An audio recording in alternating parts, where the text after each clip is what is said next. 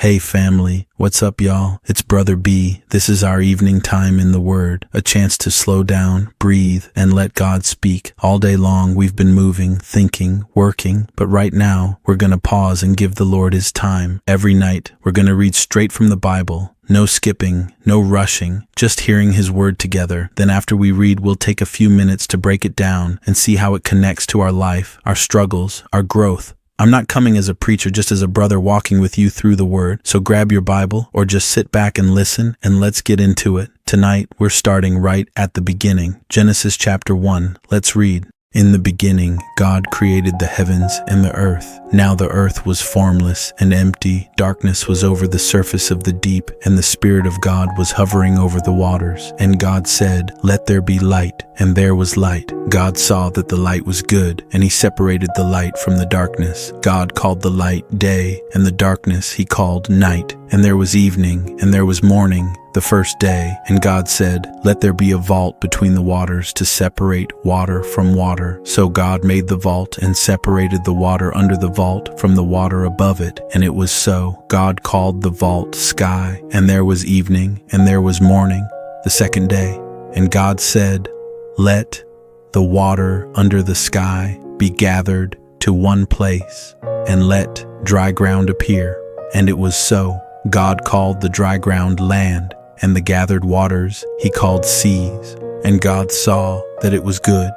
Then God said, "Let the land produce vegetation, seed-bearing plants and trees on the land that bear fruit with seed in it, according to their various kinds." And it was so. The land produced vegetation, plants bearing seed according to their kinds, and trees bearing fruit with seed in it, according to their kinds. And God saw that it was good. And there was evening, and there was morning, the third day. And God said, "Let there be lights in the vault of the sky to separate the day from the night, and let them serve as signs to mark sacred times, and days, and years. And let them be lights in the vault of the sky to give light on the earth."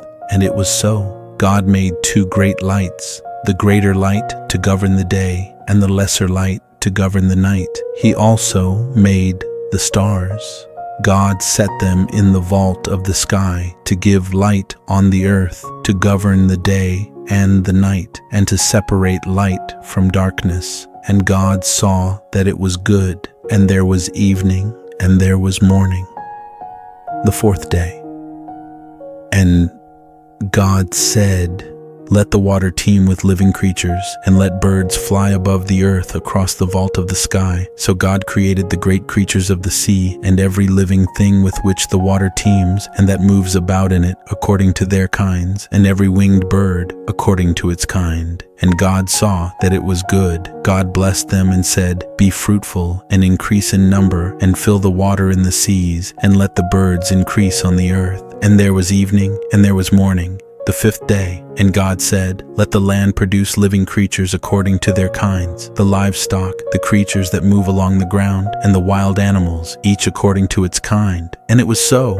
God made the wild animals according to their kinds, the livestock according to their kinds, and all the creatures that move along the ground according to their kinds. And God saw that it was good. Then God said, "Let us make mankind in our image, in our likeness, so that they may rule over the fish in the sea and the birds in the sky, over the livestock and all the wild animals, and over all the creatures that move along the ground." So God created mankind in His own image. In the image of God He created them, male and female He created them. God blessed them and said to them, "Be fruitful and increase in number, fill the earth and subdue it, rule over the fish in the sea and the birds in the sky, and over every living creature that moves on the ground." Then God said, "I give you every seed-bearing plant on the face of the whole earth, and every tree that has fruit with seed in it. They will be yours for food. And to all the beasts of the earth, and all the birds in the sky, and all the creatures that move along the ground, everything that has the breath of life in it, I give every green plant for food." And it was so. God saw all that He had made, and it was very good. And there was evening, and there was morning.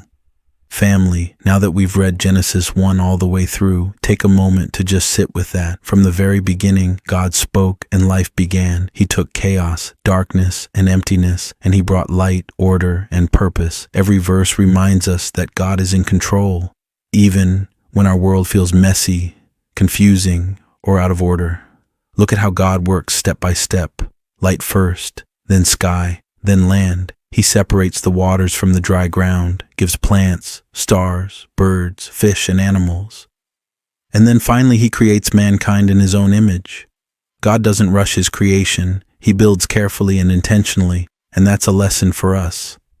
Growth, change, and breakthroughs happen in stages. Don't get discouraged if your progress feels slow. God is at work, even when it's not obvious. One thing that stands out is how God repeatedly says, "It was good." Every stage, he affirms his work. That's powerful because it reminds us that God celebrates the small wins, the steps of faith, and even the beginnings before the finish line. Maybe tonight you feel like you haven't accomplished enough, but God sees the good in what he's already doing in your life. Celebrate it, trust it. Another thing to notice, God's Spirit was hovering over the waters before he even spoke light into existence. That means he's present before the miracle, before the breakthrough, before the change. He's over your chaos tonight, waiting for his word to bring clarity and direction. You don't have to fix everything first. Just let him move. Finally, the separation between light and darkness, land and sea, day and night. It's all about order and purpose. God establishes boundaries so life can thrive. Maybe in your life tonight, there's a situation, a habit, or a relationship that needs clarity or separation.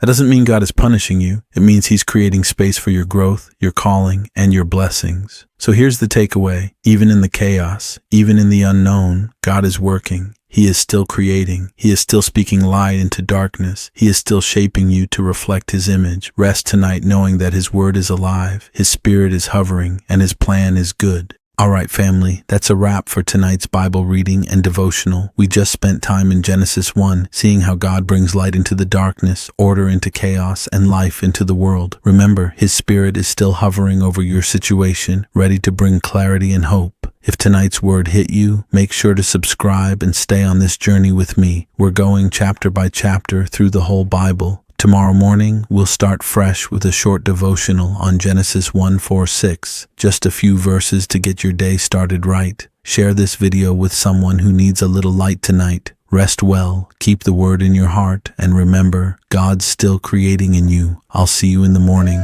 Peace. For me and my house, we will serve the Lord. Generation to generation, we stand on